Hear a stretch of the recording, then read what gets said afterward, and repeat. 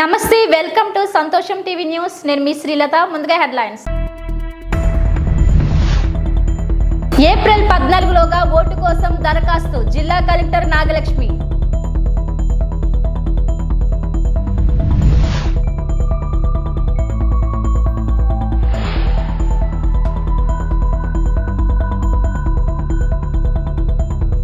అంబేద్కర్ కోనసీమ జిల్లా రామచంద్రపురం కార్యాలయంలో బహుజన్ సమాజ్ పార్టీ అభ్యర్థి మాతా సుబ్రహ్మణ్యం విలేకరుల సమావేశం.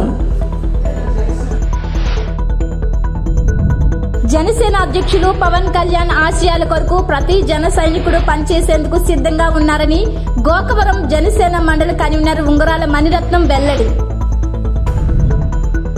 ఏప్రిల్ 14వ తేదీలోగా కొత్తగా ఓటు నమోదు కోసం దరఖాస్తు చేసుకోవాలని జిల్లా కలెక్టర్ నాగలక్ష్మి సూచించారు. ఇలా వచ్చిన దరఖాస్తులను 25వ తేదీలోగా పరిశీలించి అర్హులైన వారికి ఓటు హక్కు కల్పించడం జరుగుతుందని తెలిపారు. ఏప్రిల్ 14 తర్వాత కూడా ఓటు కోసం దరఖాస్తు చేసుకునే అవకాశం ఉన్నప్పటికీ వాటిని పరిశీలించి ఓటు హక్కు కల్పించేందుకు సరిపడా సమయం ఉండదని ఆమె స్పష్టం చేశారు. వివిధ రాజకీయ పార్టీల ప్రతినిధులతో తన ఛాంబర్లో బుధవారం కలెక్టర్ సమావేశమయ్యారు. ఓటర్ల జాబితాలో చేర్పులు మార్పులు ఎన్నికలకు సంబంధించిన ఇతర అంశాలపై చర్చించారు. ఈ వారంలో వచ్చిన దరఖాస్తుల వివరాలను కలెక్టర్ వెల్లడించారు. ప్రస్తుతం రాజకీయ పార్టీలు చేసే ఖర్చు అంతా పార్టీ ఖాతాలోకి వెళ్తుందని, నామినేషన్లు వేసిన తర్వాత అభ్యర్థుల ఖాతాలో లెక్కిస్తారని చెప్పారు. ర్యాలీలు, ప్రదర్శనలు, ఇంటింటి ప్రచారం, పాంప్లెట్ల పంపిణీకి కూడా అభ్యర్థులు సంబంధించి ఇంటింటి ప్రచారం, పాంప్లెట్ల పంపిణీకి కూడా అభ్యర్థులు సంబంధిత ఆర్ఓల నుంచి అనుమతి తీసుకోవాల్సి ఉంటుందని తెలిపారు. 2-3 రోజులకు ముందే దరఖాస్తు చేయాలని, వీలైనంత త్వరగా అనుమతులు జారీ చేస్తామని చెప్పారు. ఎలక్ట్రానిక్ మీడియా, ప్రింట్ మీడియాలో ఇచ్చే ప్రకటనలు, నిబంధనలు ఈ సమావేశంలో joint collector K Karthik, DRO SD Anitha, ఆర్ఓలు మురళీకృష్ణ, నూకరాజు, ఎన్నికల విభాగం సూపరింటెండెంట్ ప్రభాకర్, రాజకీయ పార్టీల నుంచి రొంగలి పోతన్న, శ్రీనివాస్ రెడ్డి, నరసింహారావు తదితరులు పాల్గొన్నారు. అందుకే కనీసం 7 రోజుల ముందు ఉన్న వరకన్నా రావాలి. బట్ మనకి మళ్ళీ 1-2 days ప్రాసెసింగ్ టైం అవి పడుతుంది కాబట్టి రఫ్గా 10 రోజులను పెట్టుకుంటారు అంతే. సో ఆ లాస్ట్ డేట్కి 10 days బిఫోర్ ఉన్నవన్నీ కూడా మనం చేసుకోవచ్చు. సో ఫార్మ్స్ వరకు అది మనకు తర్వాత ఇప్పుడు ఫార్మ్ 6, 8 ఎన్ని వచ్చాయి, 8లో కూడా ఓన్లీ షిఫ్టింగ్ ఎన్ని వచ్చాయో మీకు చూపించాము. మనకి అవి ఇప్పుడు బేసిక్ కొన్ని ఎక్కువ వస్తున్నాయి. మీకు పార్టీ సిగ్నల్ కూడా చూసుకోవాలి. కొన్ని కాన్స్టిట్యున్సీస్లో ఇప్పుడు ఫార్మ్ 6 ముఖ్యంగా ఎక్కువ వస్తున్నాయి. సో మనము ఈఆర్ఓస్కి చెప్పింది ఏంటంటే ఫస్ట్ టైం ఓటర్స్ అయితే ఓకే మీరు అప్రూవ్ చేయండి, but non first time voters అయితే జాగ్రత్తగా వెరిఫై చేయాలి. ఎందుకంటే ఇంకెక్కడన్నా ఓటు ఉంటుంది కాబట్టి 8 ప్రకారం వస్తే ఓకే, 6 లాగా వస్తే మీరు కొంచెం జాగ్రత్తగా ఎంక్వైరీ చేసి ఇంకెక్కడ ఓటు లేదంటే అప్రూవ్ చేయాలి, లేకపోతే ఫామ్ 8కే చెప్పాలి. 19, 20, 21, 22 కొంచెం ఇటువంటి అయినా 25 వరకు పర్లేదు, 25 దాకా పెట్టుకోవచ్చు. అది ఓటు ఒక చోట డిలీట్ అయ్యి ఇంకో చోట వస్తుంది కాబట్టి సమస్య లేదు. బట్ 6 అలా కాదు కదా, అక్కడ ఉండే ఉంటుంది, ఇక్కడ కొత్తగా యాడ్ అయిపోతుంది, మళ్ళీ అతను డూప్లికేట్ లాగా. తర్వాత లాస్ట్ టైం మనము ఈ ఎక్స్పెండిచర్ సంబంధించి అవి చూడండి, దాంట్లో ఏమైనా సజెషన్స్ ఉంటే చేయొచ్చు. ప్రస్తుతం మేము దీన్ని నోటిఫై చేస్తాం. న్యూస్ సంబంధం లేదు, బట్ న్యూస్ ఏంటంటే ఏసీగా రాగో అప్లై చేయాలి. గోపిల్లి ఎక్కడంటే గోపిల్లి అలా అప్లై చేయండి. ఏ లొకేషన్ లో చేయబోతున్నారో అది ఏ అసెంబ్లీ కాన్స్టిట్యున్సీ పరిధికి వస్తుందో ఆగోకి అప్లై చేయాలి. మీరు అప్లై చేసినప్పుడు అన్ని రాసి నీట్గా అప్లై చేయండి. ఎక్కడి నుంచి ఎక్కడ, ఏ టైమింగ్, ఎంతమంది వస్తారు, మీరు ఎన్ని బ్యానర్లు పెట్టుకోబోతున్నారు, ఎన్ని ర్యాలీలు పెట్టుకోబోతున్నారు, వెహికల్స్ విడిగా అంటే వెహికల్స్, లౌడ్ స్పీకర్ అంటే లౌడ్ స్పీకర్, అలా ఏమేమి పెట్టుకుంటున్నారో అన్ని రాసేస్తే మీకు ఒకేసారి ఎన్ఓసీసీ పర్మిషన్స్ అన్నీ వచ్చేస్తాయి. ఈ ఫ్లాగ్స్ పెట్టుకోవచ్చు, వాళ్ళది కూడా వాళ్ళు టోటల్ ఫ్రీయే. సో మీకు మీరు సింగిల్ హ్యాండెడ్లీ పార్టిసిపేటింగ్ కాబట్టి మీరు 3 మీరే పెట్టుకోవచ్చు. వాళ్ళు what ever is they want to do, 3 పెట్టుకోవాలన్నా ఒకరికే 3 పెట్టుకోవాలన్నా అది ఇంకా వాళ్ళ decision. But total free on any vehicle, total free.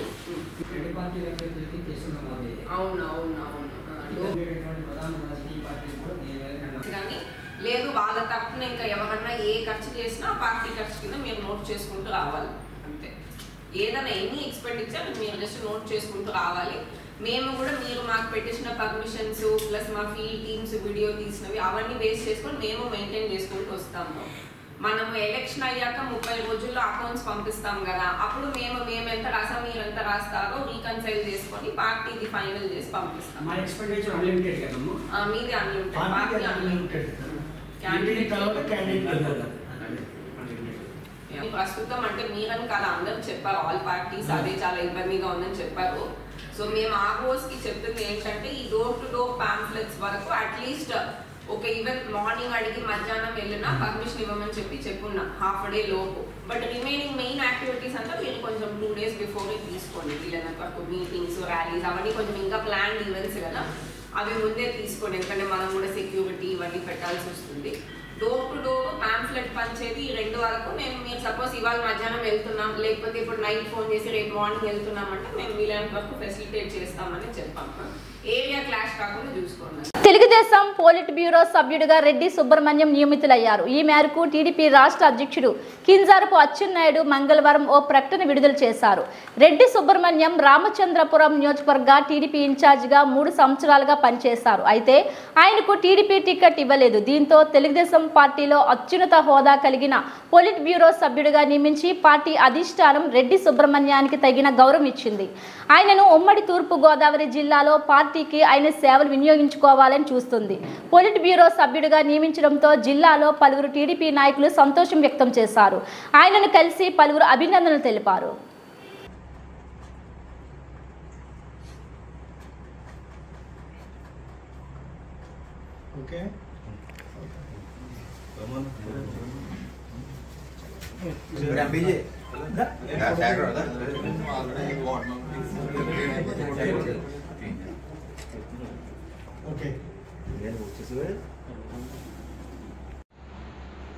ఈరోజు తెలుగుదేశం పార్టీ అధినేత మాజీ ముఖ్యమంత్రి వర్యులు రేపు కాబోయే ముఖ్యమంత్రి వర్యులు నారా చంద్రబాబు నాయుడు గారి యొక్క ఆదేశాల మేరకు రాష్ట్ర తెలుగుదేశం పార్టీ అధ్యక్షులు అచ్చెన్నాయుడు గారు ఒక లెటర్ ఒకటి రిలీజ్ చేయడం జరిగింది. అందులో నన్ను తెలుగుదేశం పార్టీ పాలిట్ బ్యూరో సభ్యులుగా నియమించినట్లు ప్రకటించినటువంటి సందర్భంలో నాకు చాలా ఆనందంగా ఉంది. అత్యున్నతమైనటువంటి పాలిట్ బ్యూరో సభ్యుడిగా తెలుగుదేశం పార్టీలో నన్ను నియమించినందుకు చంద్రబాబు నాయుడు గారికి, నారా లోకేష్ గారికి ప్రత్యేకమైనటువంటి కృతజ్ఞతలు, ధన్యవాదాలు, నమస్కారాలు తెలియజేసుకుంటూ ఉన్నాను. నేను గతంలో కూడా జిల్లా స్థాయిలో ఉపాధ్యక్షుడిగా, ప్రధాన కార్యదర్శిగా పనిచేశాను. అదే రకంగా రాష్ట్ర స్థాయిలో తెలుగుదేశం పార్టీలో కార్యనిర్వాహక కార్యదర్శిగా, ప్రధాన కార్యదర్శిగా పనిచేసినటువంటి అనుభవం ఉంది. అలాగే ఉమ్మడి ఆంధ్రప్రదేశ్ రాష్ట్రానికి బీసీసీఎల్ అధ్యక్షుడిగా పనిచేశాను. అధికారికంగా 1981లో సర్పంచ్గా నా రాజకీయ జీవితాన్ని ప్రారంభించి సుమారు 43 సంవత్సరాలు సుదీర్ఘ ప్రయాణంలో సర్పంచ్గా 2 సార్లు ఇక్కడ గెలిచి ఎమ్మెల్సీగా పనిచేసి ఆ సభకు డిప్యూటీ చైర్మన్గా, కొంతకాలం ఇన్ఛార్జ్ చైర్మన్గా కూడా పనిచేసినటువంటి అనుభవం నాకుంది. ఇటు అధికారికంగా అటు పార్టీగా పనిచేసినటువంటి అనుభవం దృష్ట్యా చంద్రబాబు నాయుడు గారు నాకు ఈ అత్యున్నతమైనటువంటి పాలిట్ బ్యూరో సభ్యుడిగా నియమించినందుకు మరొకసారి వారికి కృతజ్ఞతలు తెలియజేస్తూ, ఆ పదవికి ఏ నమ్మకంతో అయితే నాకు ఇచ్చారో ఆ నమ్మకాన్ని వమ్ము చేయకుండా నా సాయశక్తుల ఈ పదవి ద్వారా ఈ పార్టీ బలోపేతానికి కృషి చేస్తానని తెలియజేస్తున్నాను. ముమ్మిడివరం మండలం బందరుపాలెం గ్రామంలో శ్రీ రామాలయం పునర్నిర్మాణానికి శంకుస్థాపన కార్యక్రమం జరిగింది. సుమారు 100 సంవత్సరాల క్రితం నాటి రామాలయం శిథిలావస్థకు చేరుకుంది. ఈ సందర్భంగా నూతన నిర్మాణాన్ని నిర్మించనున్నారు. ఈ సందర్భంగా శంకుస్థాపన కార్యక్రమం జరిగింది. వేకోజాము నుండే గణపతి హోమం తదితర పూజలు నిర్వహించారు.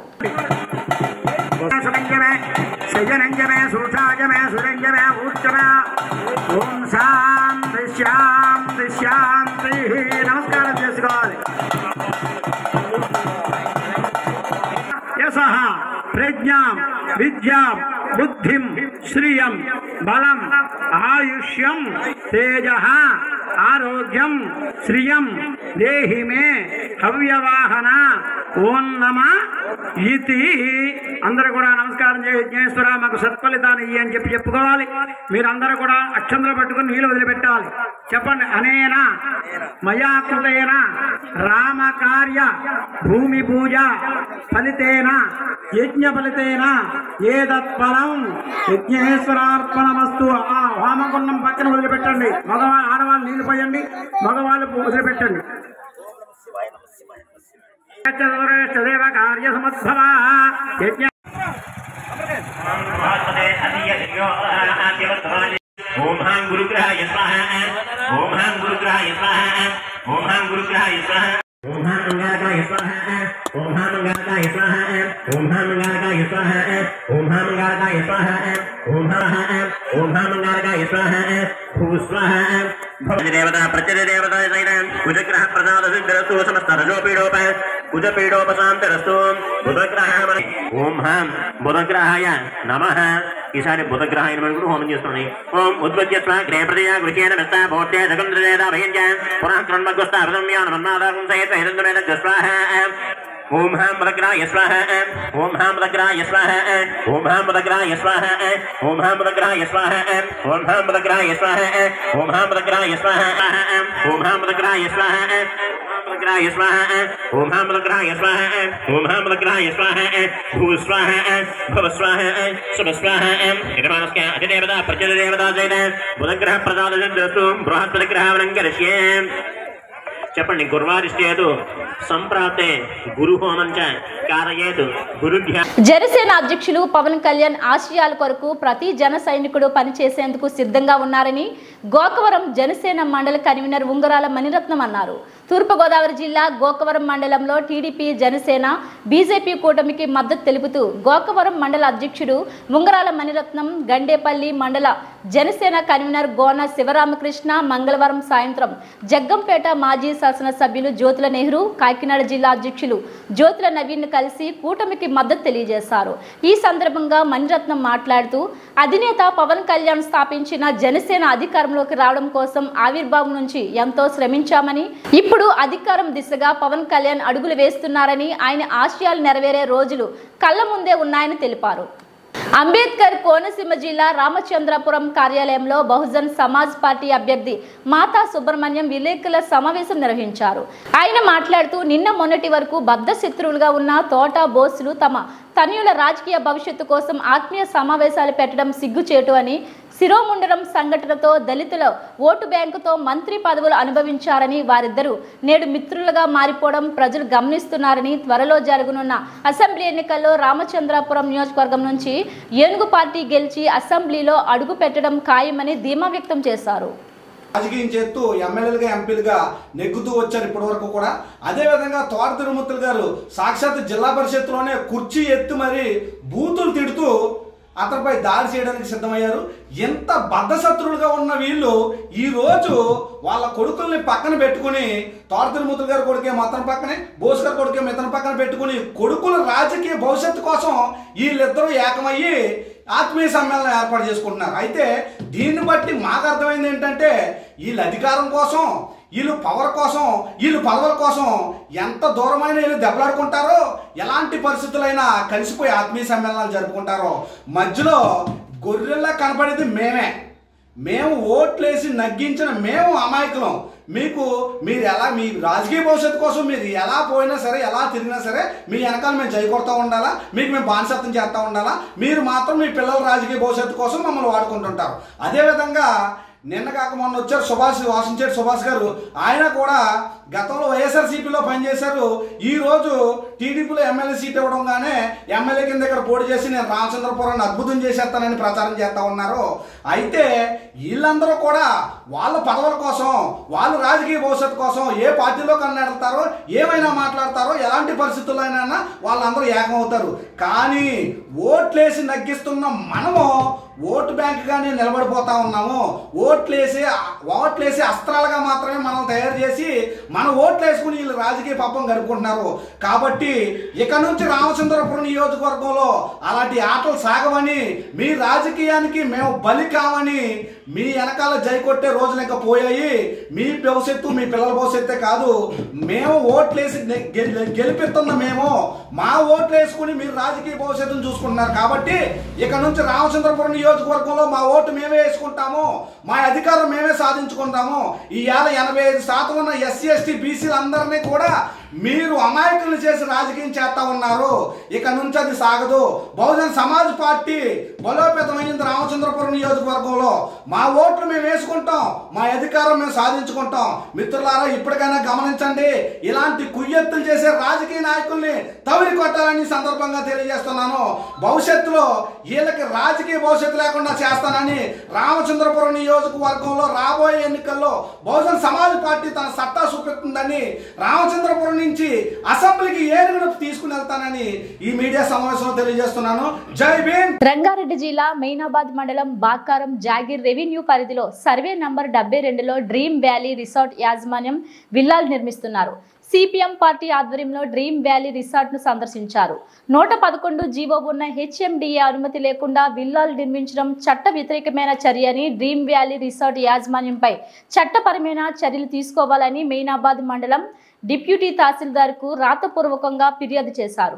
మండలం ఎంపీడీఓ అధికారి సంధ్యకు కూడా ఫిర్యాదు చేసినట్లు CPM party Chevella division convener అల్లి దేవేందర్ తెలిపారు. అధికారులు స్పందించి చర్యలు తీసుకోవాలని, లేని పక్షంలో జిల్లా కలెక్టర్ను కలిసి ఫిర్యాదు చేస్తామని, అధికారులు చూస్తూ చూడనట్లు వ్యవహరిస్తే ఎంఆర్ఓ ఎంపీడీఓ కార్యాలయం ముట్టడిస్తామని తెలిపారు.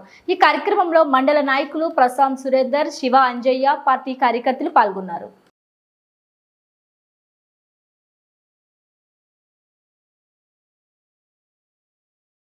Malkajgiri parliament Congress party MP అభ్యర్థి పట్నం సునీత మహేందర్ రెడ్డికి దళిత వికాస్ సమితి సంపూర్ణ మద్దతు ప్రకటించింది. దళిత వికాస్ సమితి రూపొందించిన కరపత్రం సునీత మహేందర్ రెడ్డి ఆవిష్కరించారు. ఈ కార్యక్రమంలో రాష్ట్ర అధ్యక్షులు కిన్నెర సిద్ధార్థ, ప్రధాన కార్యదర్శి అనిమల్ల శంకర్, మల్కాజ్గిరి పార్లమెంట్ ఇన్ఛార్జ్ మీసాల పీటర్, రాష్ట్ర మహిళా అధ్యక్షురాలు పోత్ర సరోజా భాస్కర్, గ్రేటర్ మహిళా అధ్యక్షురాలు ఇప్ప లావణ్య, మేడ్చల్ నియోజకవర్గం ఇన్ఛార్జ్ కొలకులూరి నవీన్ కుమార్, ఇన్ఛార్జీలు కోరుట్ల లలిత, డి మల్లిక తదితరులు పాల్గొన్నారు.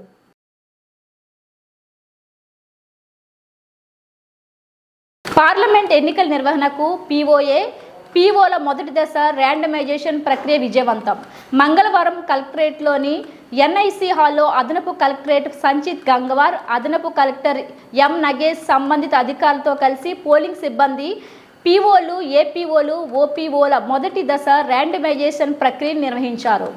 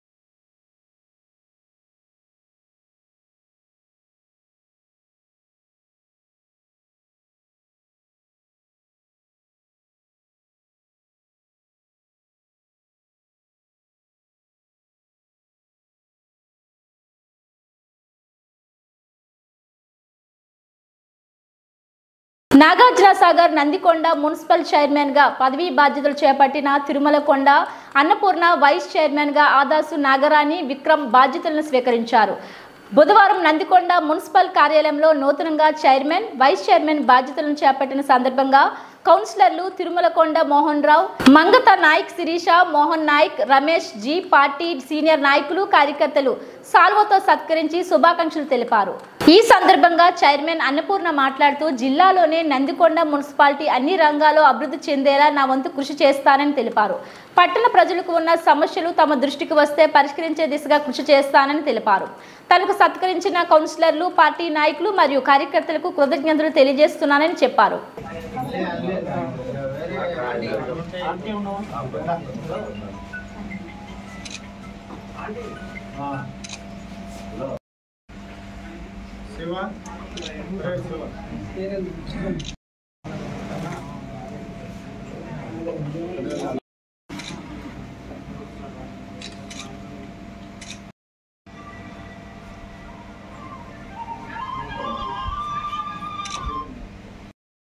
నా రంగారెడ్డి అండి కొంచెం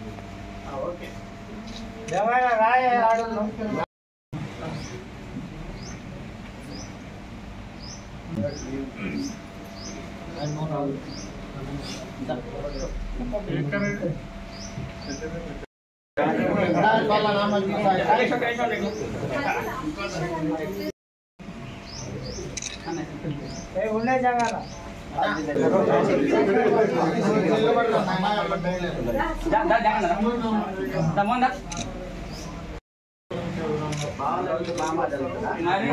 సంతోషం కోసం అంత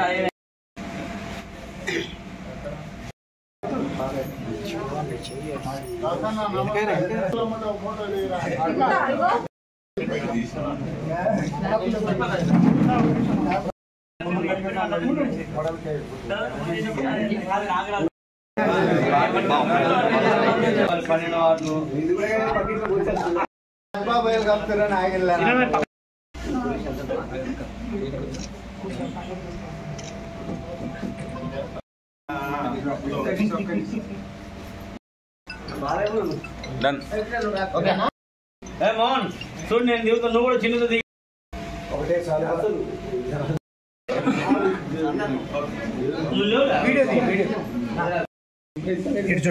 ఎప్పుడు వచ్చిందమ్మా, వచ్చిందా లేదా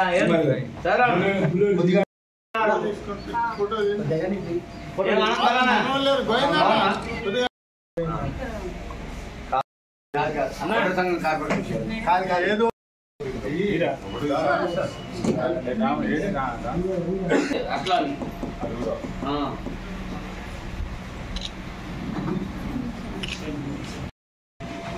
నువ్వు వస్తేనే దిగుతాడు వాడైతే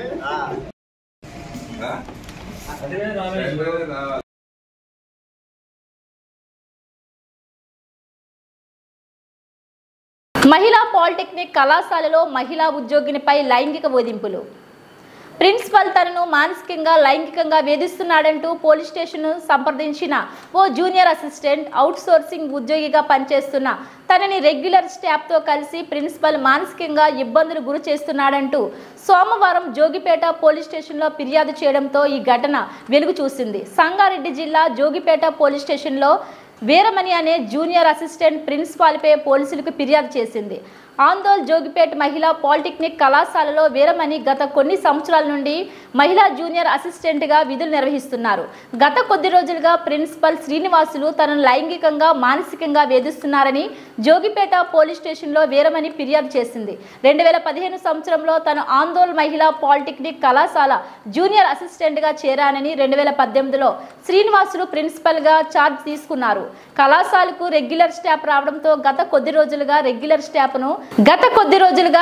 స్టాఫ్ను తన చెప్పు చేతుల్లో ఉంచుకొని తనని వేధింపులకు గురి చేస్తున్నట్లు జూనియర్ అసిస్టెంట్ వీరమణి తెలిపింది. తనపై వేధింపులకు గురి చేస్తున్న ప్రిన్సిపల్ శ్రీనివాసులపై చర్యలు తీసుకోవాలంటూ జూనియర్ అసిస్టెంట్ వీరమణి పోలీసులను ఆశ్రయించింది. జూనియర్ అసిస్టెంట్ వీరమణి చేసిన ఆరోపణలను ప్రిన్సిపల్ శ్రీనివాసులు ఖండించారు.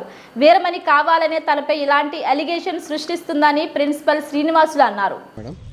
ప్రిన్సిపల్ శ్రీనివాసులు బిహేవియర్ అతనంతా ర్యాష్గా మాట్లాడతాడు. లేడీస్తో మాట్లాడడానికి కూడా అతనికి అంటే మెంటాలిటీ అంతా ర్యాష్, డిగ్నిటీగా మాట్లాడాడు, వల్గర్గా మాట్లాడతాడు.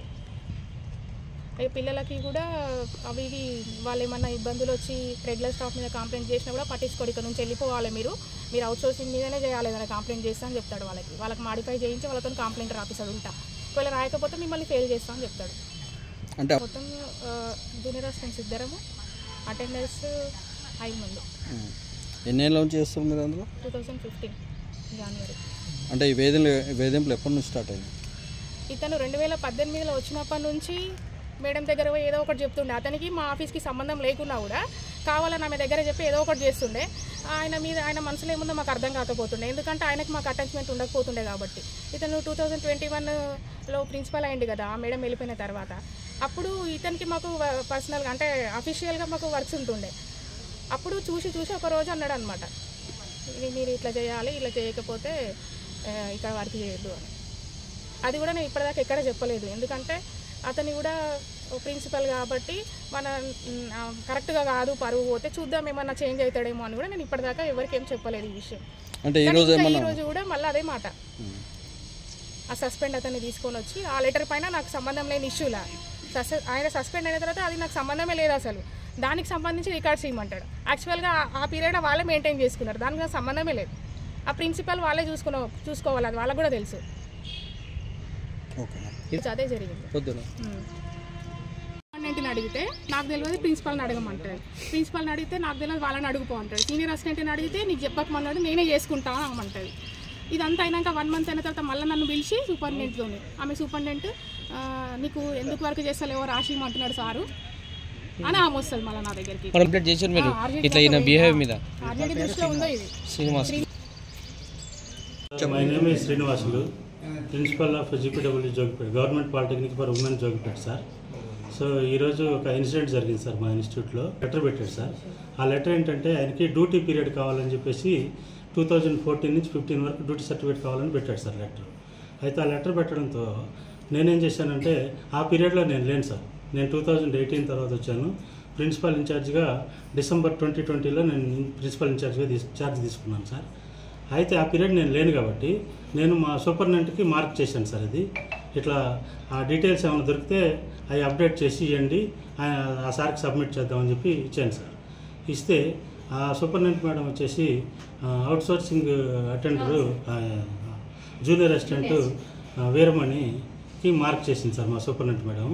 మార్క్ చేస్తే ఆమె వచ్చేసి మా సూపరింటెండెంట్తో గొడవ పెట్టుకొని నానా రకాల ఇది చేసి తర్వాత నా దగ్గరకు వచ్చేసి మళ్ళీ నాతో కూడా గొడవ పెట్టుకొని నా దగ్గర ఉన్న చైర్ని కాలుతో తన్నేసి వెనక్కి, ప్లస్ నేను అటెండర్స్ని పిలిస్తే వాళ్ళని ఈమె బిహేవియర్ ఎట్లా ఉంది వీడియో రికార్డ్ చేయండి అని చెప్పేసి అటెండర్స్ని పిలిచి ఫోన్ ఇవ్వబోతుంటే ఈరోజు ఆ ఫోన్ లాక్కొని ఫోన్ ఎత్తి కింద వేసి కొట్టింది సార్. కాబట్టి ఈమె చెప్పేవన్నీ కూడా ఫాల్స్ అలిగేషన్స్ సార్. మీరు నుంచి కూడా ఆమె బిహేవియర్ అంటే నేను వచ్చింది 18 సార్. 18లో కూడా పాత ప్రిన్సిపల్తో కూడా ఈమె గొడవలు ఉన్నాయి సార్. మేడం ఉన్నింది 2018 నుంచి, అప్పటి నుంచి మేడంతో కూడా గొడవలు అయినాయి. తర్వాత నేను ఛార్జ్ తీసుకున్నాను సార్. 2020లో మేడం రిటైర్ అయిన తర్వాత నేను ఛార్జ్ తీసుకున్నాను సార్. అయితే అప్పటి నుండి కూడా గొడవలే సార్. అవన్నీ కూడా నా దగ్గర ఒక పెద్ద ఫైల్ ఉంది సార్. ఇదంతా ఈ ఆమె రికార్డ్ ఫైల్ సార్. ఇది ఆమె స్టూడెంట్స్ స్కాలర్షిప్ ఫామ్స్ పోగొడుతుంది సార్. అవన్నీ స్టూడెంట్స్ కంప్లైంట్స్ ఇచ్చారు. ప్లస్ అట్లనే మా దగ్గర పనిచేసే ఎంప్లాయీస్ కూడా కంప్లైంట్ ఇచ్చారు ఆమె మీద. ఆమె అండర్లో ఆమె ఎవరైతే డైరెక్ట్ బాస్ ఉంటారో సీనియర్ అసిస్టెంట్, ఆమె కంప్లైంట్ కూడా ఇందులో ఉంది సార్. దానికన్నా ముందు సూపరింటెండెంట్ మేడంతో గొడవ అయ్యి అది కూడా ఒక కమిటీ వేసాం సార్. ఆ కమిటీకి కూడా ఆన్సర్ చేయకుండా వాళ్ళకి కూడా రెగ్యులర్స్గా సమాధానం చెప్పి నేను అవసరం లేదు, నేను ప్రిన్సిపాల్కి చెప్పుకుంటా, మీరెవరు నన్ను అసలు అడగడానికి అనేసి అట్లా చేసింది సార్. తర్వాత కూడా ఇంకా సీక్వెన్స్ ఆఫ్ కంప్లైంట్స్ కూడా చేసింది సార్. అవన్నీ కూడా బయట అవుట్సైడర్స్ని తీసుకొచ్చి మా మీద దౌర్జన్యం చేయించింది సార్. మీరు ఆర్జేడీకి ఏమైనా కంప్లైంట్ చేశాను సార్. నేను ఆర్జేడీ సార్కి కూడా కంప్లైంట్ చేశాను సార్. మీ మీద కూడా చేసిందట కదా? ఆమె కూడా కంప్లైంట్ చేసింది సార్. ఆమె కంప్లైంట్ చేయడంతోనే నేను ఇన్వాల్వ్ అవ్వాల్సి వచ్చింది సార్. డైరెక్ట్గా నేనైతే కంప్లైంట్ చేయలేదు సార్. ఆమె కంప్లైంట్ చేసుకునింది. చేయడంతో ఆమె భయం ఏంటంటే సార్, ఆమెను తీసేస్తామన్న భయంతోనే ఆమె ముందు నా మీద కంప్లైంట్ చేస్తుంది సార్. ఆర్జేడీ సార్ కంప్లైంట్ చేసింది. ఆర్జేడీ సార్కి కూడా నేను మాట్లాడాను సార్. సార్ కూడా చూడు శ్రీనివాసులు ఇది కొంచెం ఏదో వేరే వాళ్ళు కూడా మనకు చెప్తున్నారు కాబట్టి చూడు. అంటే మీరు ఉద్యోగ వేధింపులు, లైంగిక వేధింపులు చేస్తున్నారని ఆరోపణ చేస్తూ కంప్లైంట్ ఏం లేదు సార్, అట్లాంటివి ఏం లేదు సార్, అట్లాంటివి ఏం లేవు సార్. అంటే మీరు ఉద్యోగం చేయాలంటే మీరు పర్సనల్గా నాకు కోఆపరేట్ చేయాలనే విషయం ఆమెతో మీరు ప్రస్తావించారు సార్. అట్లాంటి విషయాలు ఈ కాలేజీలో ఏం జరగవు సార్. ప్లస్ దట్టు నా దగ్గర అసలే నేను ఇట్లాంటి ఇష్యూస్ నేను ఎప్పుడు ఇది చేయలేదు సార్. నేనేం చెప్పలేదు సార్. ఒకవేళ ఏమన్నా నా దగ్గర ఉంటే నాకు ఇవ్వమనండి సార్, లేదంటే మీకు ఇవ్వమనండి, నేను దానికి ఆన్సర్ చేస్తాను సార్. అంటే ఆమె మీ మీద చేస్తున్న ఆరోపణలు లేవు. అవును సార్, అట్లాంటి ఆరోపణలు ఏమి కూడా ఏది జరగలేదు సార్. ఒకవేళ జరిగితే మీరు కానీ మా డిపార్ట్మెంట్ వాళ్ళు కానీ ఈ నిజమైతే నా మీద ఎట్లాంటి యాక్షన్ తీసుకున్నా నేను దానికి సమ్మతంగానే ఉన్నాను సార్. ఆల్రెడీ ఇంతకుముందు మినిస్టర్ సార్ కూడా చెప్పింది సార్, కంప్లైంట్ చేసింది, అవి కూడా అయిపోయినాయి సార్. ఇట్లనే ప్రతి ఇష్యూకి కంప్లైంట్సే చేస్తుంటారు సార్. ఆయన బీసీ వెల్ఫేర్ అని చెప్పేసి మొగలయ్య అనే ఒక ఆయన వచ్చేసి మమ్మల్ని థ్రెటన్ చేశాడు సార్ కాలేజీకి వచ్చి. ఆయన ఆడియో రికార్డింగ్స్ కూడా నా దగ్గర ఉన్నాయి సార్. ఆయన ఏమైనా తప్పు చేసి ఉంటే నా మీద ఎట్లాంటి యాక్షన్ తీసుకున్నా పర్వాలేదు. ఇవి బులెటిన్ అప్డేట్స్.